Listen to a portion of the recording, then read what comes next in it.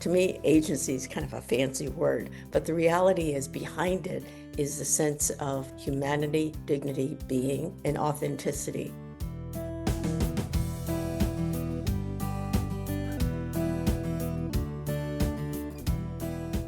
At Home with Growing Older is a nonprofit organization which believes in peer learning and creating discussions which bring the lens of aging to a variety of topics. At Home with Growing Older is proud to be your host of At Home on Air, a radio hour offering connection, community, and knowledge to our participants remotely. Now, we invite you to listen and learn from this live recorded episode of At Home on Air.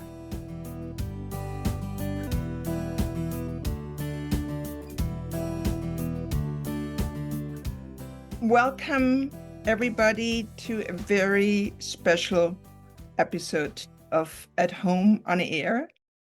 I'm Susie Stadler, the Executive Director of At Home with Growing Older and also the producer of this podcast. At Home on Air is a forum to explore the work it takes to be at home with growing older, but also the delight which comes with it. And an opportunity to thank our guests, our many guests who have shared their professional and personal insights in this exploration over the last 49 episodes.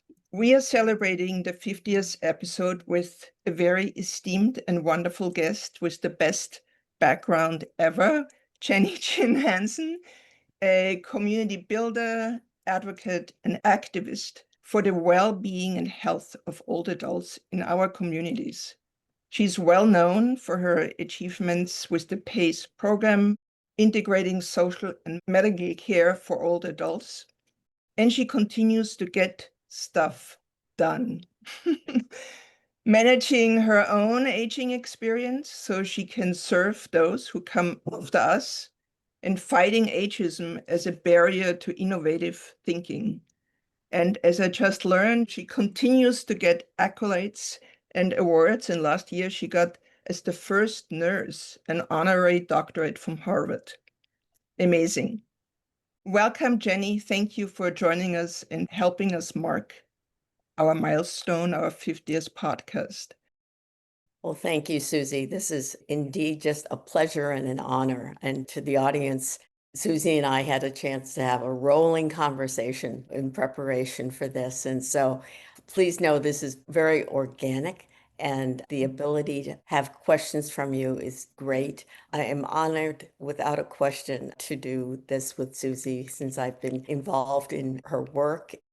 The architect of Susie has shown her love and respect and creativity for design and the work that has shown up in so many different places. So just a pleasure to be with you all, because I know some of you rather well and know that you have your respective bodies of work that have contributed to our field of humanity and decency and well-being for all of us. So a pleasure to be with you here. Thank you, Jennie. Before we start this thought-provoking conversation, I'd encourage you to really check out the amazing archive of the past 49 conversations on our website. I think you will find many rich and wonderful inspirations there. A little bit about the title, Coming Out as an Older Adult. It's a quote from one of our Aging 360 workshop participants at the Cadillac Hotel and SRO in the San Francisco Tenderloin. We now have facilitated there for the last 3 years. When this participant was asked what she had taken away from the workshop, she said that it made her feel more comfortable coming out as an older person. And it really struck me, and I think also Jennie, that this meant she had built the confidence to talk and share the good and the bad of her aging experience. She feels that she has agency in making changes and agency in being an advocate for herself. This was an inspiration for us. So Jennie, how do you practice living with agency? I know that agency is a very important word for you. And also, how do you foster collective agency. Well, thank you, Susie, for starting us off in this way, and especially the story behind the title. I hope people realize it's meant to be respectful given all the other ways that we have talked about how people come out. But coming out is about agency, is feeling comfortable and owning who we are. And probably the Sentinel event that led me to feel about agency. And that was when I was a teenager. I used to work at a Chinese restaurant in the outer Boston area. I grew up in Boston's Chinatown. And most of the men who worked in the restaurants didn't have their own car. So there's one place that people centrally would locate every morning, and people would have coffee, and then the cars would all split up with their respective workers and head out to the suburbs to work for the day. I worked there on weekends in summer, so I got a ride as well. So I happened to be riding in a car, two in the front seat and three of us in the back seat. My father was next to me, I was in the middle, and there was someone else. And as we drove to our suburb, we stopped at one light, and there were a couple of African American individuals who walked by. And the front seat two people started making some comments, and they were disparaging. They were about, how food might be prepared for people who are African American because they like salt, so we always put more salt. I was shocked, frankly, that they would say that. So I said something. It was just spontaneous, and I noted that this is what they were saying about a segment of people with that generalization. And I reminded them that we too, all five of us, were minorities. I pointed out that this was very disrespectful. Here I am, a teenager, and my father sitting with me, and my father didn't react. And I was noting that. Even in the course of going into the restaurant and the rest of the day, my father never said anything about that event. And I was aware that he allowed me to be who I am, and he didn't edit me or censor me in any particular way. It's feeling accepted, feeling visible, and being able to say the truth. And that probably started my journey. And I ended up doing these kinds of conversations over the course of my decades. To me, agency is kind of a fancy word, but the reality is behind it is the sense of humanity, dignity, being, and authenticity. I find that genuine aspect helps for probably one's mental health as well, because you don't have to be one person so different in another. You may have contextual caution, but you don't have to disengage with who you genuinely are. And I think when we can do that, we can age as well. During our teen years, I had a little makeup on and stuff like that. My father said to me, "You don't need makeup." And it was one of those comments. It wasn't saying you can't wear makeup, you shouldn't wear makeup. It was, you don't really need makeup. And it was just like, wow, oh, okay, and I've never been a major makeup person. But these are little episodes that I think shape us. And the ability to come out as an older person is that I continue to evolve as an older person. I just feel very deeply grateful that some of these early childhood experiences have allowed me to be in myself and present externally as well. Jennie, you mentioned being visible, and sometimes this gets more difficult. As an older adult, you become invisible. In a way, it takes more courage to actually stay visible. And I wonder if this resonates with you. You're very well known, so it probably doesn't happen to you, but I wonder if you have come across this working with so many older adults in your career. Oh, most certainly. I probably had the sensitivity to visibility also from early childhood experiences. When I was a Girl Scout, during Thanksgiving, we would go to visit nursing homes, and we'd bring our turkey, and we were in our uniforms and everything. And I happened to sit down next to this older person, and all she wanted to do was to hold my hand. It wasn't because we were there with turkeys and the fact that it was nice to have a whole bunch of girls in green walking around. I felt that she just had the need to be personally connected to me, and she held my hand and looked in my eyes. It stopped me from talking about any turkeys or anything, but I just realized, oh my gosh, this is just something different. And the fact that she felt that she could touch, and I could tell, I could feel how much it meant to her. So this ability to honor a person with who they are. And I've had several experiences of that. And during that growing up process, I mean, the word visibility wasn't in the vernacular that we used at the time, but it was just the fact that when people were spoken with and to and together, they warmed up. Because I am a visible, racial, different person, I have been invisible for that reason as well. There are other things that cause invisibility. People who feel that they have a lot of power and are very boisterous, they try to create the fact that you are not as worthy or not as worth their time for that. So I think we go through invisibility at different points in different contexts. And so we all have that. I had an exchange professionally recently about visibility. I mentioned that sometimes being less visible is actually okay because you're under the radar. My pace work was a good example. It was so fundamentally different what was going on. You almost didn't want people to know a lot about it at the time because the pushback happens right away. Sometimes you can do work under the radar and get much more done when people aren't, you know, focused on you. So it's an interesting concept to sometimes be okay with invisibility because it gives you a buffer. Again, we're all subject to interpreting what it means, but sometimes I was glad that I could lay low. So, when you are under the radar, you sometimes can do good work because people, you know, don't notice you. I feel like this is also when you talk about that as old adults, we have an obligation to the generations who come after us. And I think that's also an opportunity at this time in life when you may be a little bit under the radar to support people who come after us. And you do this in many ways. And I wonder if you can share this a little bit. Sure, I'll talk professionally as well as personally.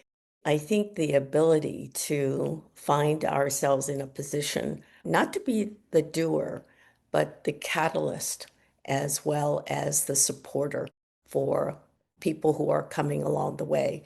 So it's not about telling people, it's about listening to what the needs might be and the opportunity to hear it either directly or to clarify if what you're sensing is true. So this whole idea of the old teachers talking and imparting information down to people versus this newer movement of co-design, delivering and listening and shaping, whether it's the product or the conversation, that is much more collaborative. But the whole aspect of design in today's day is just more humanistic. It's just not like the expert, and you being an architect, you have the idea in your mind, and this is what you're going to deliver. You understand what the context is, what the person wants, what they hope for, and together you shape something. So that's part of being helpful now. There's not as much telling as there is listening, collaborating, and co-designing.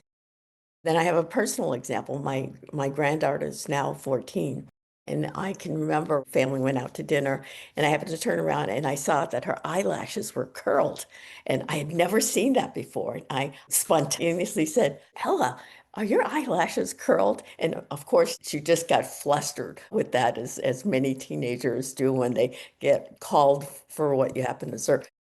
But I realized it made her very uncomfortable. And so after that, I have never said anything else about her makeup. It's learning to help the relationship. There's a help the relationship be better. And that's what drives me.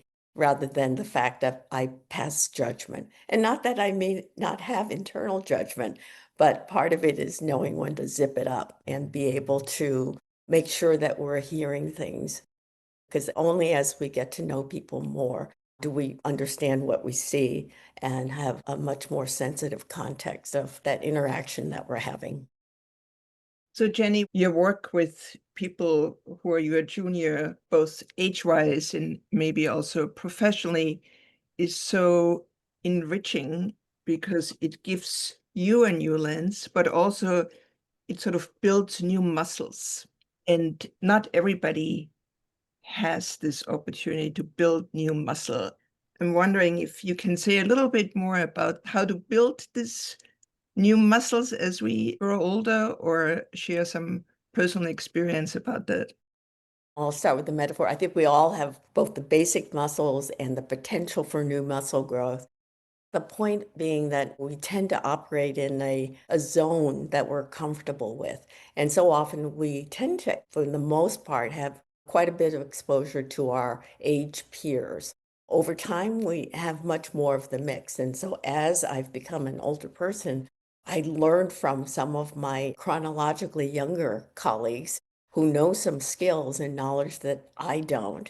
The ability to allow the openness and flexibility to learn and ask for help for somebody who might be 30 years younger than you, but they have knowledge and skills that we don't. As we learn from them, I think we have a chance to build different muscles that we never had before, and they're a lot smaller.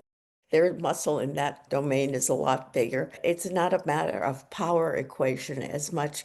Ideally, when we do it well, we synchronize and we can move a lot faster together when our muscles are moving in a collegial way. But it's because somebody else brings a different item to the recipe.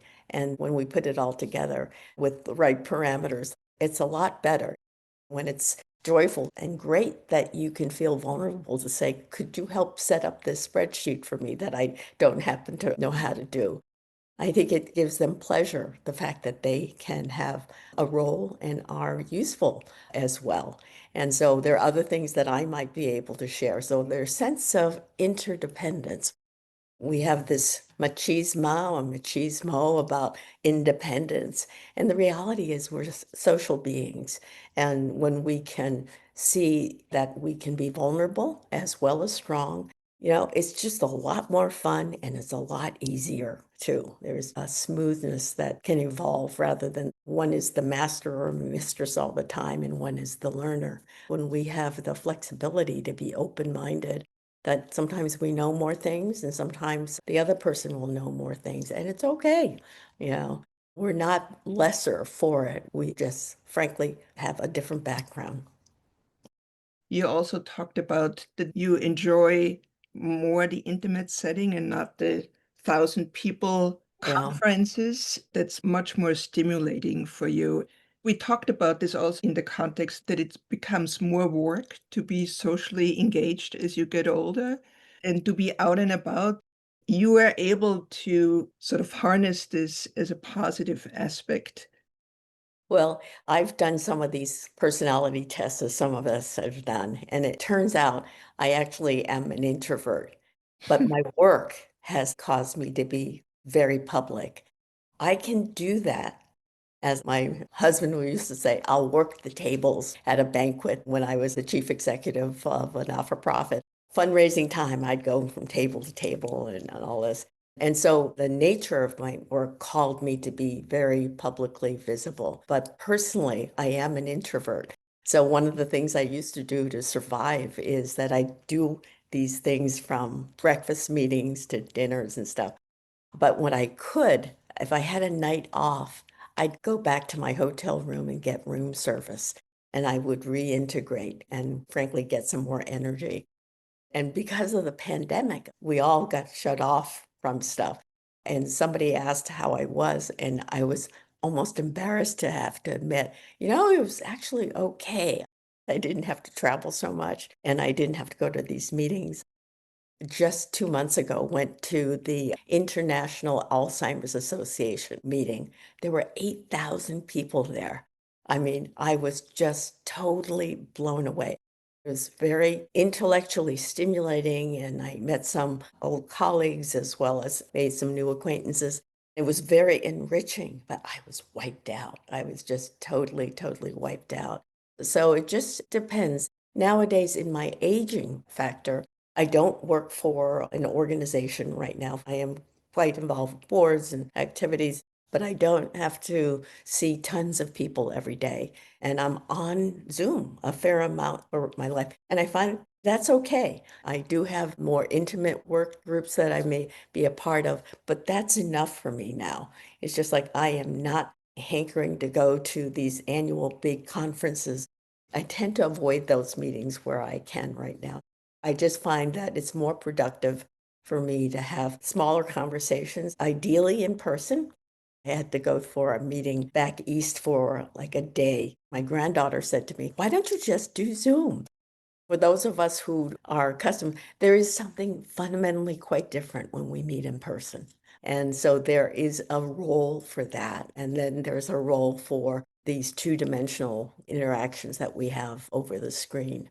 I think this sense of intimacy is my preference right now, to have dialogues of smaller sizes. Yeah, and I think you're not the only one. I think that's sort of part of growing older, and there's a fine line between, enjoying this intimacy and becoming lonely for many people. I want to understand a little bit more your work. I'm not sure the name fighting ageism is actually correct. It's more that you perceive ageism as a barrier to innovative thinking, which is a really interesting approach to it. And I wonder how this perspective or approach actually colors the way you go about counteracting ageism. Yeah. Well, I have some wonderful colleagues who are really out there fighting ageism. They are well known and extremely effective with wise messages as well as assertive messages. But that goes with the personalities they are as well. I mean, they are activists in that kind of visible way. And I have posted certainly on things about aging, but on the scale of, say, one of my good friends who wrote This Chair Rocks, Ashton Applewhite, who some of you know, is hugely effective in her ability to articulate. She's written this fantastic book, as I said, This Chair Rocks, and she has that kind of fighting, feisty spirit. And we need good people like her. But some of us aren't quite built that way. And so there are other things, reframing the age by what we say and what we can do. I find that is my means. With my gray hair, people instantly kind of accord me sometimes, oh, the wisdom. And I'm thinking, I'm not wise. But how we use that opening shows, frankly, the contemporary thoughts that we have, the interdependence knowledge, and even the content knowledge, or putting context in a way of not saying, oh, we used to do that, in a way that is a little bit uppity, or we tried that already type of thing, in terms of being somewhat dismissive of somebody. But if we aren't and we're listening and we're building on, building with, it shows that people of all ages have something to contribute. So I think it's by our behavior, and others of us are helping to clear the brush with that kind of loud activism. So I think we just have a way of doing it in different manners. But ultimately, she's looking for dignity. She's looking for that kind of respect. When we do it a quieted way, we also show that there is dignity in the thinking process, and that when we have context of having done it, we are able to kind of interdigitate with today's circumstances, but not just refer to what it was like 40 years ago as a de facto. They're just different ways to be able to show you can interdigitate, you can filter, you can understand context, and you really are hearing what that point is that's being offered. What I also hear is don't let ageism get in the way of you doing the work. I think of a lot of our Black civil rights history. of how much people had to go through when any kind of ism of that nature starts. And there are incredible stories of the strength of people who were able to achieve, what people did during internment in terms of still, quotes, producing something that was proactive. I think there are times where many of us will feel that, will suffer under it, but part of it is never to let go of the spirit of possible. And some people have to deal with it for a long time or their entire lifetime, but they still move ahead. Sometimes you just don't say stuff, and other people may choose a different way to express it. But I just have found that to be able to have that kind of variability, flexibility, and understanding the circumstance as to that part of your agency that will show up. And that's part of the delight of being an older adult, that you actually have the life experience. It's not kind of like a badge to wave, it's a circumstance of fact.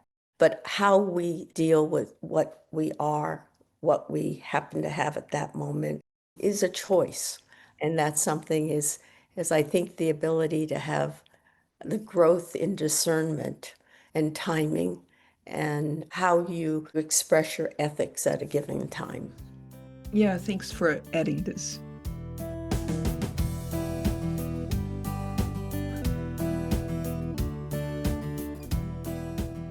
You are listening to At Home on Air. We are now switching to questions by participating audience members in this recorded live episode. If you want a chance to ask your question, visit us at athomewithgrowingolder.org and register for the next live episode.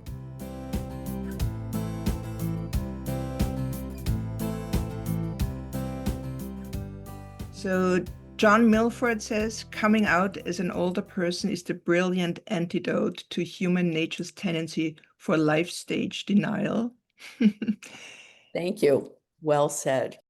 Mikiko Huang says, design with us, not for us, as Dr. June Fisher used to say.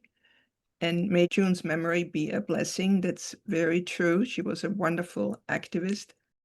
Andrea asks, I am curious what kind of criticism or lack of support you were referring to when you said it was helpful to be less visible when you worked in the PACE program. Well, it's interesting because the PACE program started here in San Francisco with an organization by the name of Unlock Senior Health Services. It was based in the northeast part of San Francisco. The residents were primarily Chinese, Italians, and Filipinos at that point in history. We're talking about 55 years ago. And the organization had a very strong predominance of Chinese staff and clients.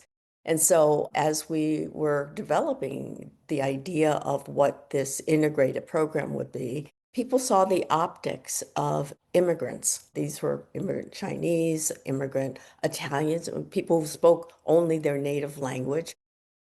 So people just cast this stereotype that, this works because this is an immigrant community. That was kind of the label. They would see us physically, visibly being Chinese or an Italian elder who only spoke Italian. There was just kind of a quick judgment as to what this was. The fact that they almost kind of dismissed us, that this was just a sweet little community program, while at the same time, under the radar, we were looking at the financing structure, the Medicare policies, what the data was, and understanding the finances. So this invisibility of kind of being dismissed, frankly, allowed us the freedom to do some of this innovation that nobody seemed to care about because they didn't think that it had any, big time value. We were kind of lucky that way, that we weren't questioned with every little move because we were not important enough. And so sometimes not being important enough allows you a degree of freedom. Well, little did they know. Jenny, that honestly was a brilliant business model. And I don't think people picked up on that right away.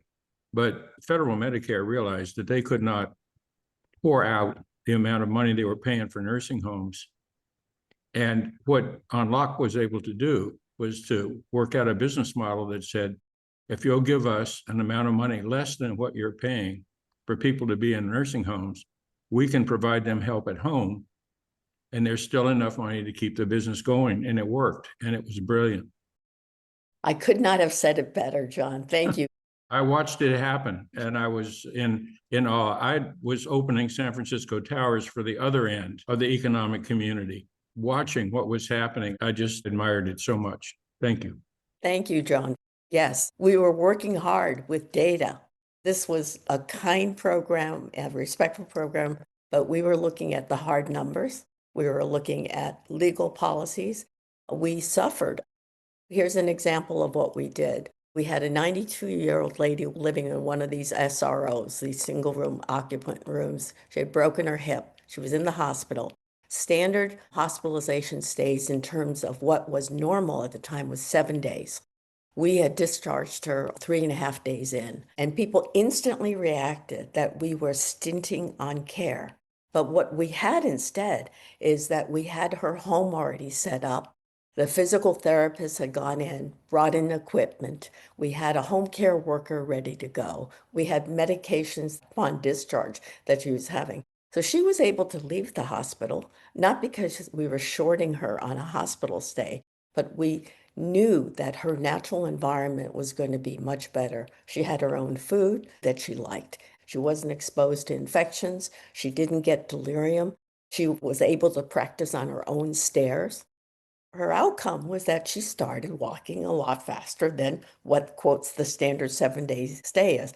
The doctors of the community thought we were just terrible because we basically cheated her on 3.5 days of stay in the hospital. But we were looking at her total well-being and her function, and she did so much better because it was about her quality of living, her safety, her function, and the fact that she didn't go delirious while she was in a fairly long stay in a hospital. You have to take those kind of risks because, again, we're being accountable, but accountable in a different way.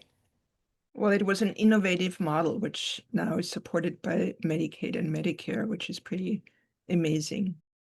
The PACE program now operates in 34 states and Washington, D.C.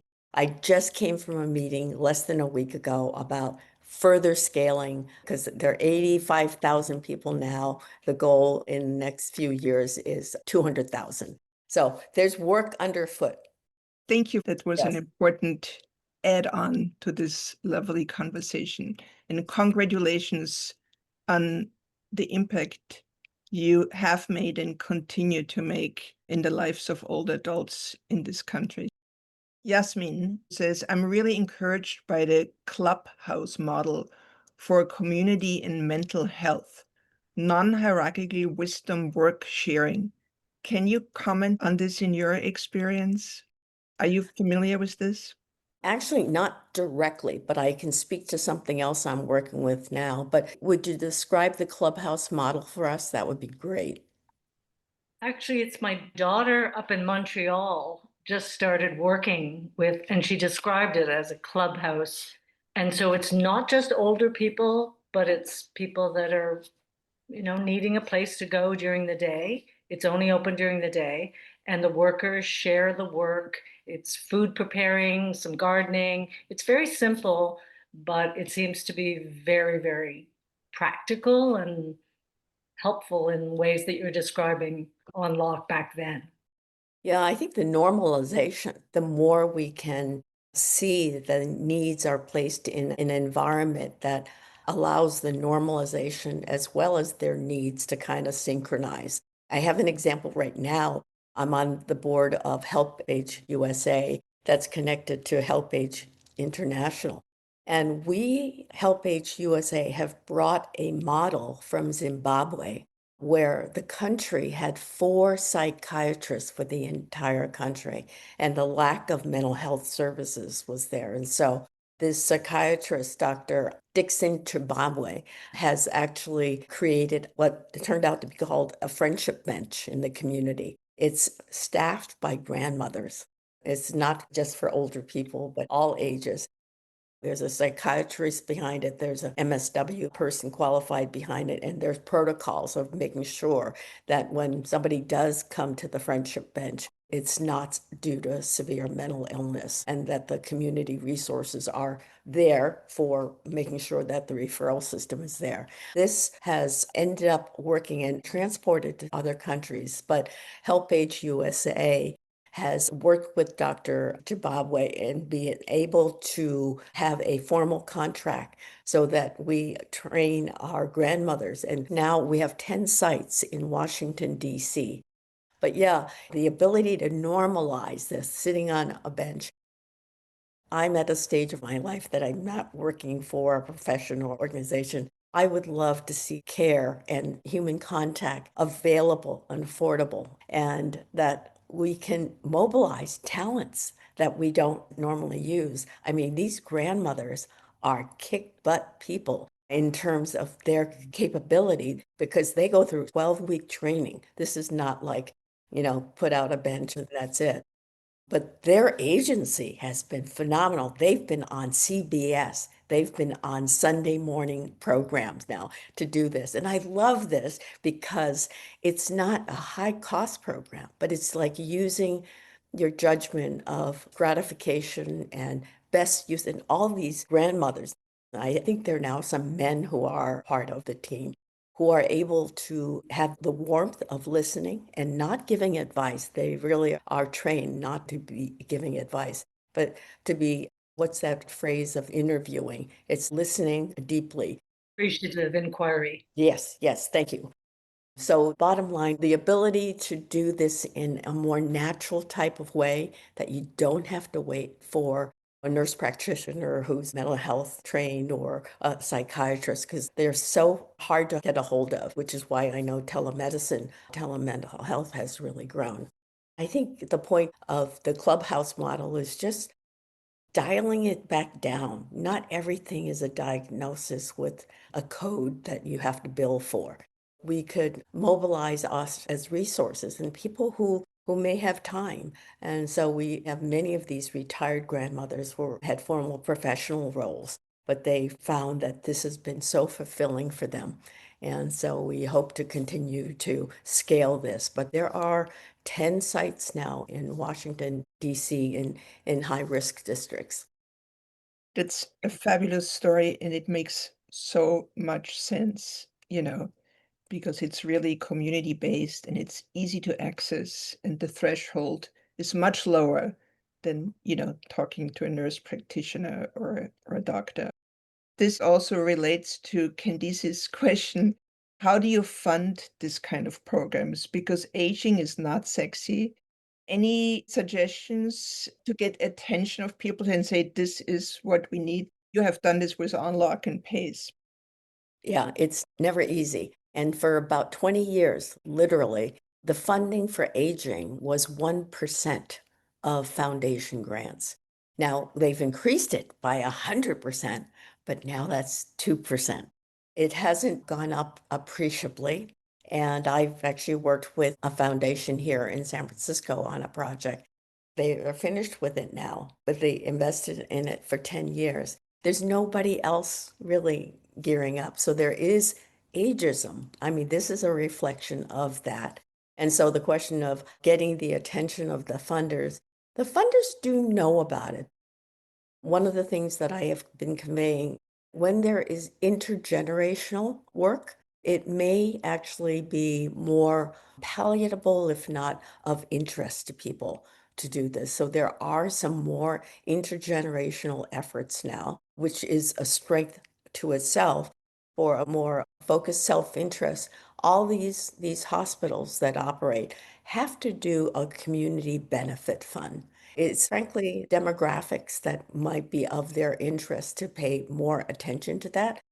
Just seeing if you can focus on some of what they come out with, because every 3 years, they're legally required to do a community survey to help develop the knowledge as to what kind of services are needed. Inevitably, there are always aging services. So those are places where they have to do something, whether they do it in aging or not, but calling to accountability how they spend their money might elevate that. Yes, and it makes a lot of sense that hospitals would be really interested in nurturing community health. Really benefits them. Yeah, I think if we could stop medicalizing everything, and having to have a billing code for us to do anything, we have to get back to normal baseline. And I think there's so much to be learned in communities and countries that don't have resources and the ability to do reverse learning. And that our example of the friendship bench comes from Zimbabwe, that there is more to learn about, quotes, normalizing and doing some mitigation and prevention earlier on. And Dr. Rick Moody has written much about this, actually for his whole career. He is an applied philosopher, and he's recently produced another book. You should go on LinkedIn and check him out. There are ways to think about it and not get sucked in automatically to the clinical issues, because aging is much bigger and the opportunities are much more, how should I say it? Rick, what is that? You're the one with the publications here. The less said, the better. Those who speak do not know. Those who know do not speak. Well, I think that's part of the normalization. And Yasmin, I'll turn to you.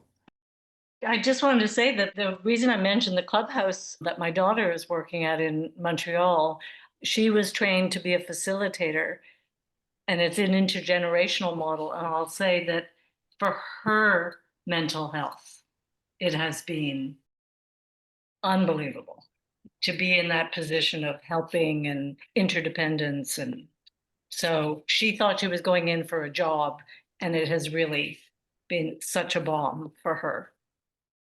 Yeah, just as this friendship bench. I mean, there's all the grandmothers are literal volunteers and all this. They have expressed what difference it has made in their life of purpose and meaning and being part of a community. So I think we have to spend a little more energy back there.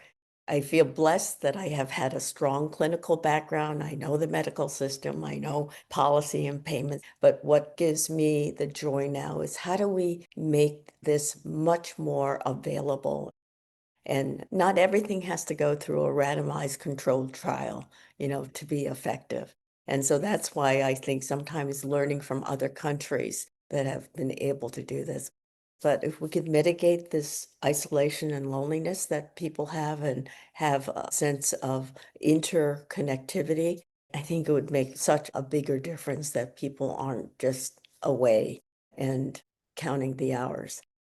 Our ability to just have people connected, sharing meals together, getting together 3 or 4 people who switch off on cooking a meal a night. There are things that we can just do that are about people connectivity to start with is just real important. And I know that many of the senior centers that operate in our communities have been going through a reinvention of themselves in terms of trying to have a different kind of set of activities for meaningfulness, so that even though people may enjoy bingo and find a great deal of pleasure, that may be there, but is there some other way to help define gathering places for older people? Jenny, I think that's closing the loop, what you would call nurturing collective agency. And I feel like we are also lucky to do this programmings which connect and engage people. That's what we do with our Aging 360 workshop, where people really engage with making changes to their homes, just small improvements, and they do this together. And that's where also this quote came from, which gave us the title for this conversation. What actually starts when people start talking to each other and when we can build a space of trust where this happens. I just wanted to thank you that you built the space of trust for us and you continue to build it for many other people. So I really want to thank you for this free-flowing conversation. So thank you, Jenny, and thank you for celebrating with us. And thank you, everybody, for being here. Thank you for the privilege, Susie.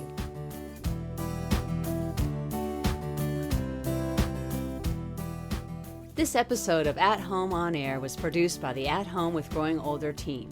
We could not host these conversations without the generosity of our marvelous and passionate guests and hosts. Thank you for sharing your personal and professional insights. Thank you to our live audience for your thoughtful contributions. To subscribe to this podcast and for more information, visit us at athomewithgrowingolder.org. At Home with Growing Older strives to educate, inspire, and connect people across generations and disciplines to re-envision and improve the experiences of later life. Don't forget to subscribe and tune in for the next episode.